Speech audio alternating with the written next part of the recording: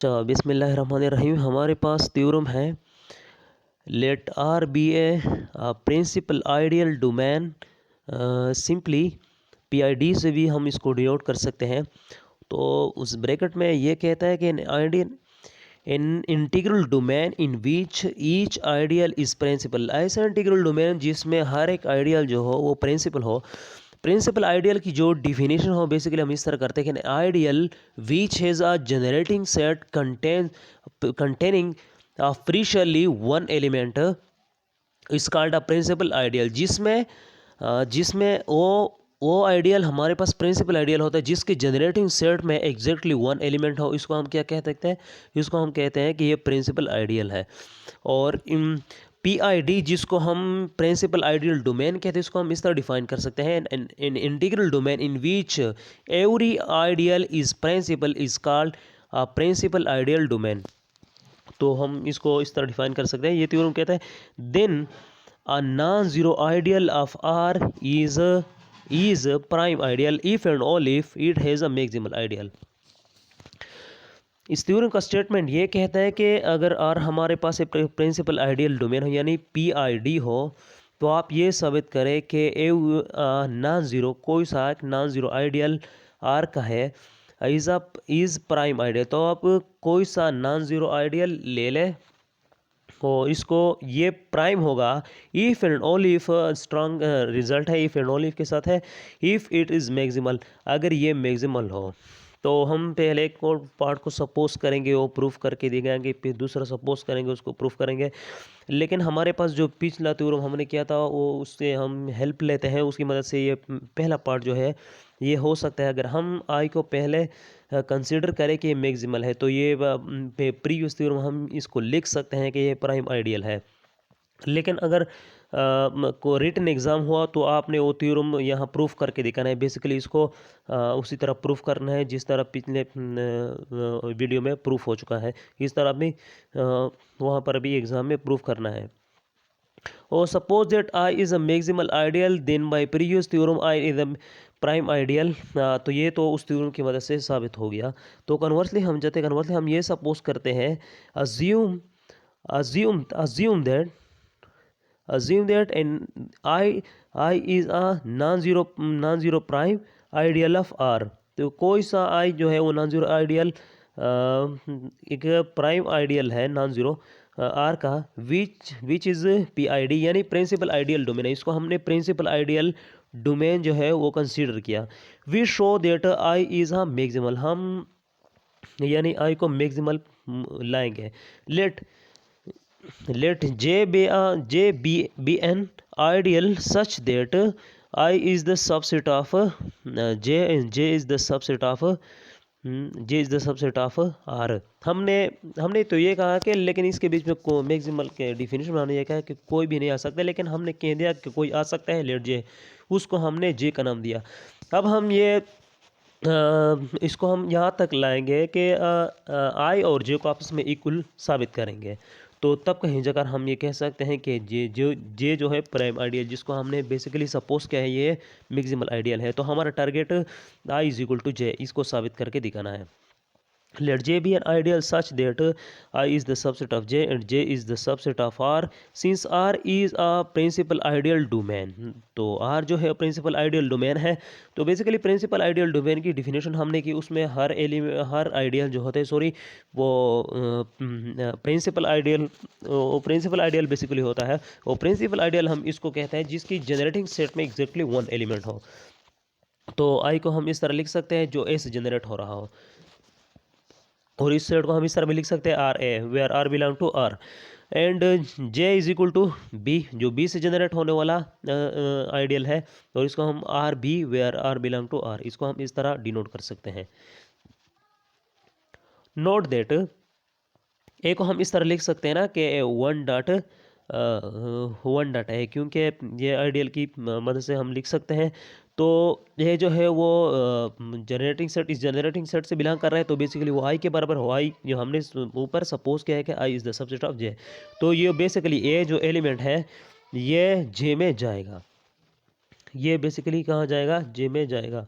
तो यहाँ पर देयर एग्जिस्ट, तो अगर ये ए जो है अगर जे में जाएगा तो जे के डिफिनेशन के मुताबिक देयर एग्जिस्ट आर का कोई एलिमेंट एग्जिस्ट करेगा सच देट, तो हम ए को इस तरह लिख सकते हैं कि उस जे की डिफिनेशन इस तरह के उसमें कोई भी एलिमेंट हो उसके साथ आर लेफ्ट की तरफ से मल्टीप्लाई होता है। तो ये भी बेसिक ए भी जे में आ गया, बेसिकली जे का एलिमेंट हो गया, तो इसके साथ राइट साइड से बी मल्टीप्लाई होगा और लेफ्ट साइड से आर मल्टीप्लाई होगा, ये इस प्रोडक्ट के बराबर होगा। नोट दैट, हम ये नोट करते हैं कि लेकिन ये ए जो है ये तो आई से बिलोंग करते हैं, हमने ये तो है, ये तो अंडरस्टूड क्योंकि ये आई का एलिमेंट है। अगर ये आई से बिलोंग करता है तो ये बेसिकली ये ए जो है ये प्रोडक्ट जो है ये प्रोडक्ट आर डॉट बी ये बेसिकली कहाँ पर बिलोंग कर गया, ये आई में बिलोंग कर गया। तो आई को हमने सपोज कि प्राइम आइडियल है, हेंस प्राइम आइडियल की डिफिनीशन को यूज़ करके हम ये लिख सकते हैं कि या आर आई में बिलोंग करेगा और या बी आई में बिलोंग करेगा। इफ़, अब हम एक केस लेते हैं, if R belong to I then R is equal to S है, क्योंकि अगर आर एस में होगा तो आर के लिए हम ऐसा आर ही का कैपिटल आर ही का एक रिंग का ऐसा एलिमेंट ढूंढ सकते हैं, यानी एग्जिस्ट करेगा जिसको हम R is equal to S A लिख सकते हैं, for some S belong to S. Then A is equal to R B, तो हम यहाँ पर आर की वैल्यू पुट करते हैं और हमने ये साबित किया ये प्रिंसिपल यानी प्रिंसिपल आइडियल डोमेन है, प्रिंसिपल आइडियल डोमेन है। An integral domain in which every ideal is principal is called principal ideal domain. तो बेसिकली ये इंटीग्रल डोमेन है, वो कम्यूटेटिव होता है, तो ये बेसिकली उसी के एलिमेंट है, तो उसको कम्यूट कर सकते हैं। तो एस और ए को हमने कम्यूट करके दिखाया, तो हमने ये लाया कि ए डॉट एस बी को हमने एक ब्रैकेट में बंद कर दिया है। तो A is equal to S dot B is equal to ये हमने क्या कर दिया, इसको हमने उस साइड पे यानी इन्वर्स के थ्रू इसको दोनों साइड पे हमने ए डॉट एस का इन्वर्स जो है वो ऐड कर दिया, तो हमारे पास आएगा A minus A dot S dot B is equal to 0। तो ए को हम कॉमन ले सकते हैं, ए को हम since R is an integral domain, तो आर जो है वो इंटीग्रल डोमेन है, हमारे पास आर जो है वो इंटीग्रल डोमेन है। तो इंटीग्रल डोमेन जो होता है वो विदाउट ज़ीरो डिवाइज़र होता है, विदाउट ज़ीरो डिवाइज़र होता है, यानी उसमें ज़ीरो डिवाइज़र नहीं होता। Since R is an integral domain, so इसका मतलब ये हुआ वो ज़ीरो डिवाइज़र की डेफिनेशन बेसिकली ये होती है कि अगर दो ना ज़ीरो एलिमेंट अगर आर से हो कोई हम दो ना ज़ीरो एलिमेंट है और बी ले लो, इसको प्रोडक्ट दो खुद ना ज़ीरो, वो एलिमेंट खुद ना ज़ीरो हो लेकिन इसका प्रोडक्ट ज़ीरो के बराबर आ जाए, तो अगर ये सिचुएशन इंटीग्रल डोमेन जो है वो विदाउट ज़ीरो डिवाइज़र होता है, तो इसमें यानी ये नहीं हो सकता कि दो ना ज़ीरो विदाउट, चूंकि विदाउट ज़ीरो डिवाइज़र हमने कह दिया, तो इसका मतलब यह है कि इसमें कोई भी एलिमेंट वो उसका प्रोडक्ट जीरो के बराबर होगा, तो इसमें एक ज़रूर जीरो के बराबर होगा, क्योंकि हमने कह दिया कि विदाउट जीरो डिवाइज़र, तो पॉसिबिलिटी तो गई कि दोनों नॉन ज़ीरो हो, तो ये पॉसिबिलिटी बाकी रह गई इसमें कि एक ज़रूर ज़ीरो के बराबर होगा। तो this implies that A is equal to 0 और 1 minus S B is equal to 0, but A not equal to 0, A तो 0 हो ही नहीं सकता, क्योंकि हमने इसको जनरेटिंग सेट ये आई जो है बेसिकली इस जनरेट होने वाला आइडियल है, तो ये तो हो ही नहीं सकता। हैंस 1 माइनस एस बी या बता ये 0 के बराबर हो सकता है, तो हमने ये 0 के बराबर कर दिया, तो इसका हमने एडिटिव यूनिवर्स जो है वो फिर यानी दोनों तरफ ऐसे करते हैं कि एस डॉट बी का ऐड करते हैं, तो ये वन साइड पे ये 1 रह जाएगा, दूसरी साइड पे एस डॉट बी, तो 1 is equal to S dot B. तो ये एलिमेंट जो है इसकी शक्ल कहाँ पे मिलती है, एस डॉट बी, यानी जे में। अगर आप जे की शक्ल को देखें तो उसमें हर एलिमेंट इस तरह होता है कि राइट साइड से बी मल्टीप्लाई होता है, राइट साइड है, और लेफ्ट साइड से एस यानी रिंग का कोई एलिमेंट मल्टीप्लाई होता है। तो बेसिकली एस बी रिंग का एलिमेंट है, तो ये तो जे में बिलोंग कर गया। अगर जे में बिलोंग कर गया तो बेसिकली ये एलिमेंट तो जे तो बी से जनरेट होने वाला एलिमेंट है, तो इसका मतलब यह है कि ये 1 के बराबर 1 जे में बिलोंग कर गया। तो हमारे पास जो एक रिज़ल्ट है कि अगर कोई भी आइडियल किस अपनी रिंग का आइडेंटिटी मल्टीप्लिकेटिव आइडेंटिटी कंटेन करे, अगर फ़र्ज़ करें कि एक आइडियल है आई, अगर वो रिंग का आइडेंटिटी मल्टीप्लिकेटिव आइडेंटिटी एलिमेंट अगर वो कंटेन करे तो बेसिकली वो आई जो होगा वो आर के बराबर होगा। ये हमारे पास एक रिज़ल्ट है, ये हमारे पास एक रिज़ल्ट है जो हमने पढ़ा था। आप उसको देख भी सकते हैं, मैं इसको पेज नंबर बता रहा हूँ, आप उसको देख भी सकते हैं कि कहाँ पर पड़ा हुआ है।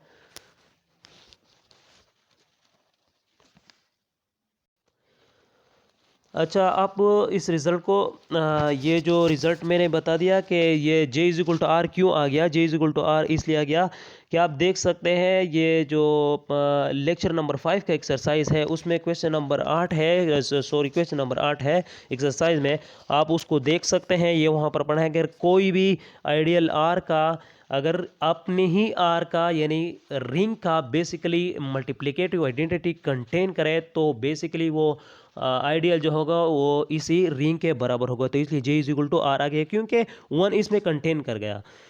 इफ़ अगर अगर दूसरा क्वेश्चन हम लेते हैं। पहले हमने आर को यानी यहाँ पर हमने लिया R is equal to if R belong to I, R B belong to I, तो हम दूसरा केस लेते हैं। If B belong to I, तो take any X belong to J, then X is equal to R B. क्योंकि J से belong करेगा तो इसको हम इस तरह लिख सकते हैं, इसको हम इस तरह लिख सकते हैं, for some R belong to, तो आर से कोई ऐसा एलिमेंट एग्जिस्ट होगा जो बी के साथ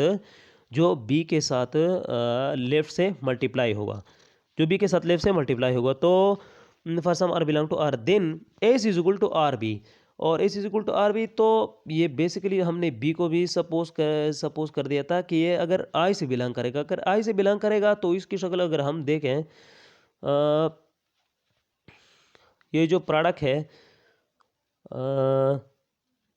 एक आर का एक एलिमेंट है, आर का एक एलिमेंट है, अगर हम आई की शक्ल देखें, आई की सेट को, कि इसको हर एलिमेंट के साथ लेफ्ट के साथ ए मल्टीप्लाई होता है और राइट के साइड के साथ राइट तरफ से उसके साथ आर मल्टीप्लाई होता है। तो बेसिकली राइट की तरफ से आर है और हमने ये सपोज किया, इफ़ हमने ये केस लिया है कि if B belong to I, तो इसकी शक्ल भी आई के साथ मिलती है, तो X is equal to R B, इसकी शक्ल बेसिकली मिलती है आई के साथ मिलती है, तो ये आई से बिलोंग करे, क्योंकि बी भी आई से बिलोंग करेगा और आई जो हो वो आइडियल है, तो आइडियल होने के नाते ये प्रोडक्ट भी आई में चलेगा। सिंस इसका मतलब ये हुआ कि जे का कोई एलिमेंट था एक्स, वो इसके प्रोडक्ट के बराबर है, X is equal to R dot B, तो ये आई से बिलोंग करते, तो सो जे बिलोंग कर गया, जे सबसेट हो गया, यानी जे का एक एलिमेंट था एक्स, so इसको हमने आई में लाया, तो इसका मतलब ये हुआ कि अगर जे का हर वो जनरल एलिमेंट है तो हर एलिमेंट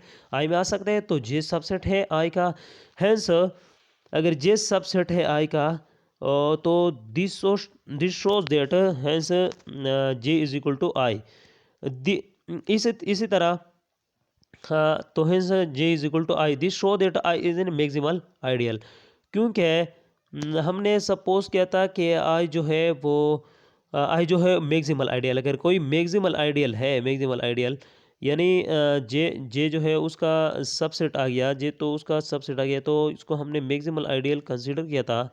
आई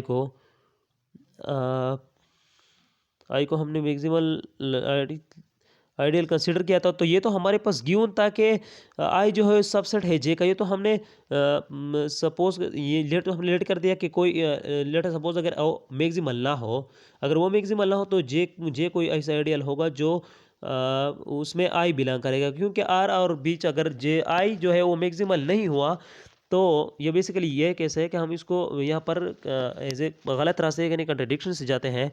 तो अगर आई मैक्सिमल ना हुआ तो इसके दरमियान कोई जे आइडियल जो है वो को बीच में आ गया, तो ये तो क्लियर है यहाँ पर कि आई जो है वो सबसेट है जे का, और हमने यहाँ पर लाया कि जे जो है वो सबसेट है आई का। तो फ्रॉम आप ये इस तरह लिख सकते हैं फ्रॉम वन टू, लेकिन ऐसे देख भी सकते हैं, लेकिन तो ये प्रूफ हो गया कि जे इज इक्वल टू आई, यानी ये दोनों बराबर हो गए। हमने ये प्रूफ करना था, आई को हमने कंसिडर किया था कि ये मैक्सिमल आइडियल है, तो इसका मतलब यह हो कि आई और आर के बीच कोई कोई भी दूसरा आइडियल नहीं आ सकता। तो मैक्सिमल की जो डिफिनीशन है वो बिल्कुल यहाँ पर पूरी उतर रही है। तो ये तो साबित हो गया कि आई जो है वो मैक्सिमल आइडियल है। तो यहाँ पर ये प्रूफ कंप्लीट होता है। आगे डिफिनीशन है हमारे पास। डिफिनीशन किस चीज़ है? Ideal M is in a ring R is maximal ideal if यो पुरानी डिफिनीशन जो हमने की थी उस वीडियो में। इफ अगर ये दो कंडीशन सेटिस्फाई करें, एक तो ये खुद एम के बराबर, एम जो है वो आर के बराबर यानी रिंग के बराबर नहीं होगा, and there are no ideal strictly between M and R, और कोई भी दूसरा आइडियल यानी आर और एम और आर के बीच नहीं आ सकता। यानी ऐसी सिचुएशन कभी भी नहीं हो सकती कि कोई ऐसा आइडियल एग्जिस्ट कर जाए कि एम उसमें बिलोंग करता हो प्रॉपरली और वो आइडियल आर में बिलोंग करता हो। इसका मतलब ये है कि इक्वल हो सकते हैं। हाँ, ये आ सकता है कि एम जो हो आई का बराबर हो जाए, कोई आइडियल है वो आई बराबर हो जाए आर के।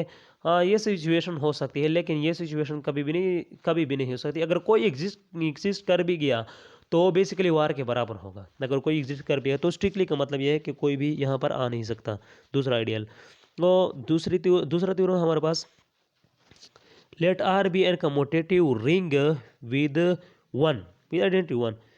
Unity one and M be an ideal of R, then M is a maximal ideal of R if and only if R factor M is a field।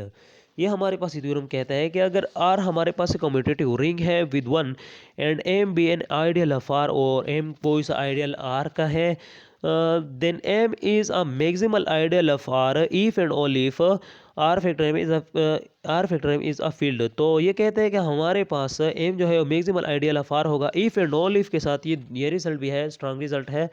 Are factor M जो है वो भी basically field हो हमारे पास। तो ये हमने उसी तरह है, तो एक को सपोज करेंगे दूसरे को प्रूफ करें, तो फिर उसी को जो हमने प्रूफ करके देगा उसको सपोज करेंगे और पहले वाले को प्रूफ करेंगे। तो इस तरह हम कर सकते हैं। Let R be a commutative ring with one, then R factor M is a commutative ring। ये तो बेसिकली क्लियरली बात है, अगर R कम्यूटेटिव है विद वन तो आर फैक्टर एम जो है वो भी कम्यूटेटिव होगा। और इस तरह ले सकते हैं कि देखिए अगर मैं इस सेट को हम इस तरह भी आर फैक्टर को हम इस तरह लिख सकते हैं, R factor M is equal to A plus M, यानी where A belong to R, क्योंकि ए आर से बिलोंग करेगा और एम उसके साथ प्लस होगा। तो अगर हम दो एलिमेंट ले लेट अस सपोज दैट मैं दो एलिमेंट ले रहा हूँ, ए प्लस एम और बी प्लस एम, ये दो एलिमेंट आर फैक्टर एम से अगर मैं ले लूँ तो इसका हम अगर प्रोडक्ट करें, इसका अगर हम प्रोडक्ट करें तो इस तरह मैं लिख सकता हूँ कि इसका अगर हम प्रोडक्ट करते A dot B plus M, इसको हम आर फैक्टर एम की जो डिफिनीशन है हमारे जो फैक्टर यानी जो इसको हम कोशेंट रिंग भी कह सकते हैं, इसकी जो डिफिनीशन है उस डिफिनीशन के मुताबिक इसको हम इस तरह लिख सकते हैं।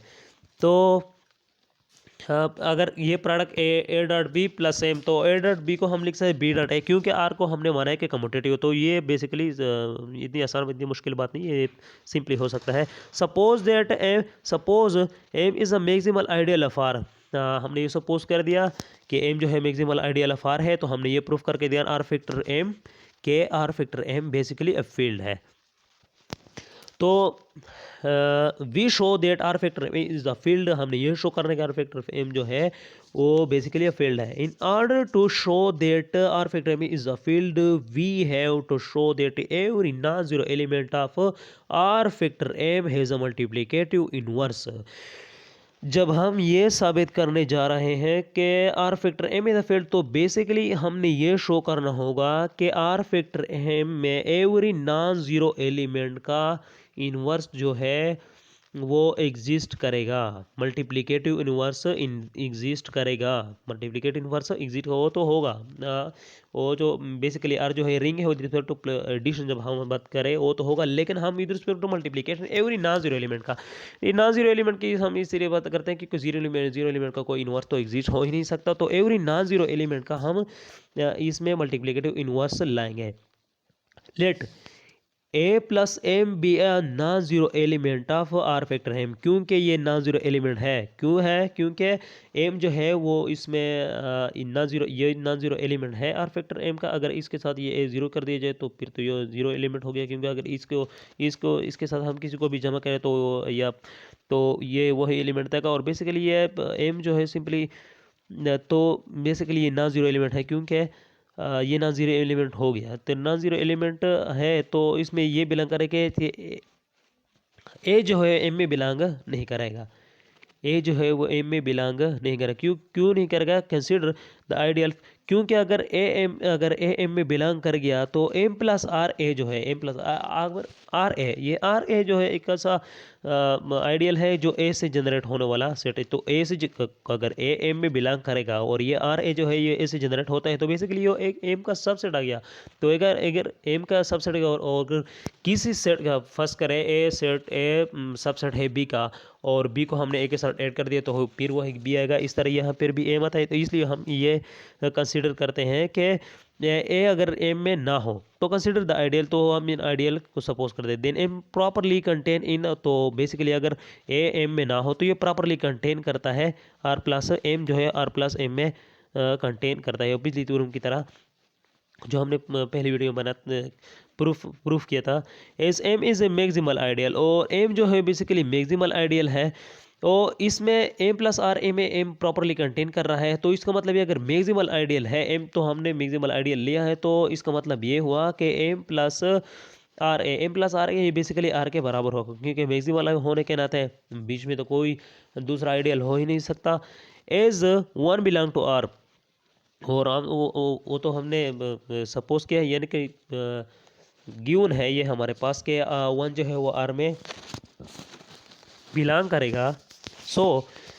तो ये आर जो है वो एम प्लस आर के बराबर है, तो वन तो है वो बेसिकली एम प्लस आर ए से बिलोंग करेगा। तो इसको हम इस तरह लिख सकते हैं, one is equal to M plus R a where some small m for some m belong to m and r belong to r। Let हम लेट करते हैं नो हम इस तरह लिखते हैं कि M plus one plus M is equal to one की जगह हम इसकी वैल्यू पुट करते हैं प्लस एम लिखते हैं।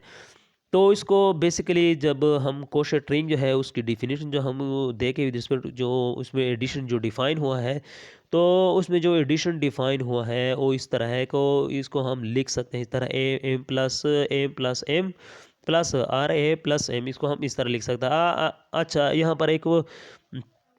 पर एक पॉइंट है, एक पॉइंट की बात है कि इस is equal to R A plus M, तो इसने ये आर ए प्लस एम डायरेक्ट क्यों लिखा है? इसलिए लिखा है कि एम जो है वो अगर एम से बिलोंग करेगा, यहाँ पर मैंने लिखा है अगर एम एम से बिलोंग करेगा तो एम प्लस एम जो है एम के बराबर होगा। तो यहाँ पर सिंपली एम आ जाएगा, और एम को हम इस तरह लिख सकते हैं जीरो प्लस एम लिख सकते हो, जीरो प्लस एम लिख सकते हो। तो भैया जो क्वेश्चन रिंग की जिसमें एडिशन डिफाइन हुआ उसको हम अप्लाई करेंगे, तो यहाँ ये इस तरह आ जाएगा कि zero plus M plus R ए प्लस एम। तो by addition of quotient ring जो उसमें जो एडिशन का जो डिफाइन हो इस तरह हम लिख सकते हैं। तो ऐसा आएगा ना कि जीरो प्लस आर ए, इसको एक ब्रैकेट में बंद करें प्लस एम। तो आर ए जो है वो बेसिकली तो इस रिंग से बिलोंग कर रहा है ना, जो ये एलिमेंट है ये रिंग से बिलोंग कर रहा है। तो वो रिंग का आइडेंटिटी एलिमेंट है जिसमें टू मल्टीप्लिकेशन आर जो है वो ग्रुप बनाता है। तो इस आर ए पी रहेगा, तो आर ए प्लस एम ये इस तरह आ सकता है। तो one plus M is equal to, तो इसको हम रिस्पेक्ट टू मल्टीप्लिकेशन इसमें उसमें जो कोशेंट रिंग है उसमें जो मल्टीप्लिकेशन डिफाइन हुआ है, तो आर ए प्लस एम इसको हम इस तरह यानी लिख सकते हैं R plus M into a plus M, इसको हम इस तरह लिख सकते हैं। तो इसका मतलब ये हुआ कि ये वन प्लस एम जो है ये बेसिकली मल्टीप्लिकेटिव इनवर्स है, ये बेसिकली मल्टीप्लिकेटिव आइडेंटिटी है। वन प्लस एम जो है ये क्वेश्चन रिंग में मल्टीप्लिकेटिव आइडेंटिटी का रोल प्ले कर रहा है। तो इससे इसका मतलब ये हुआ कि इन दोनों के प्रोडक्ट से मल्टीप्लिकेटिव आइडेंटिटी आ रही है। तो इसका मतलब यह है कि ए प्लस एम का जो इनवर्स है वो आर प्लस एम है, यानी एवरी नॉन जीरो एलिमेंट, यो हमने नॉन जीरो एलिमेंट लिया था एम प्लस, यानी यहाँ पर लेट या non zero element of R factor M, ये नॉन जीरो एलिमेंट है आर फैक्टर एम का। A plus M. तो ए प्लस एम का जो इन्वर्स आ गया ये तो जनरल एलिमेंट है ए प्लस एम, क्योंकि एक जो है हमारे जनरल एलिमेंट है आर का हमारे पास। तो ए प्लस एम का इन्वर्स जो है वो is equal to R plus M आ गया है। So R is a field, क्योंकि हमने इसी बेसिकली इसको हमने ये ही लेना था कि हम इसको इसमें with respect to multiplication every non zero element का मल्टीप्लिकेटिव इन्वर्स जो है वो फाइंड कर सके। तो ये हमारे पास फील्ड बन गया। कन्वर्सली अब कन्वर्सली इसको हमने फील्ड माना है, हम फील्ड मानेंगे और इसको हम सपोज करेंगे कि एम जो है वो मैक्सिमल आइडियल है। तो कन्वर्सली हम इस तरह जाते हैं,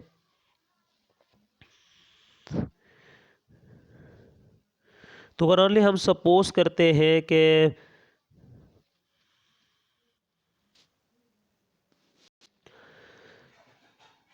कन्वर्स में assume that R factor M is a field, let I be an ideal of R such that M is properly contained in I and I properly contained in R.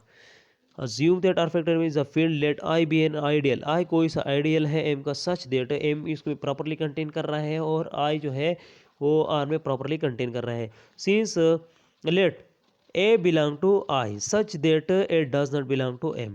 इसको हम इस तरह लिख अगर हमने ए को आई से लिया सच डेट को एम में नहीं है, देन एम में नहीं है तो इसका मतलब ये A plus M is non zero element of R factor M. तो ये आर फैक्टर एम का कोई सा नॉन जीरो एलिमेंट बन गया ये, क्योंकि एम में बिलोंग नहीं कर रहे तो एम से बिलोंग कर रहे हैं। तो बेसिकली ये ए प्लस एम जो है वो एम पे बराबर आ जाएगा।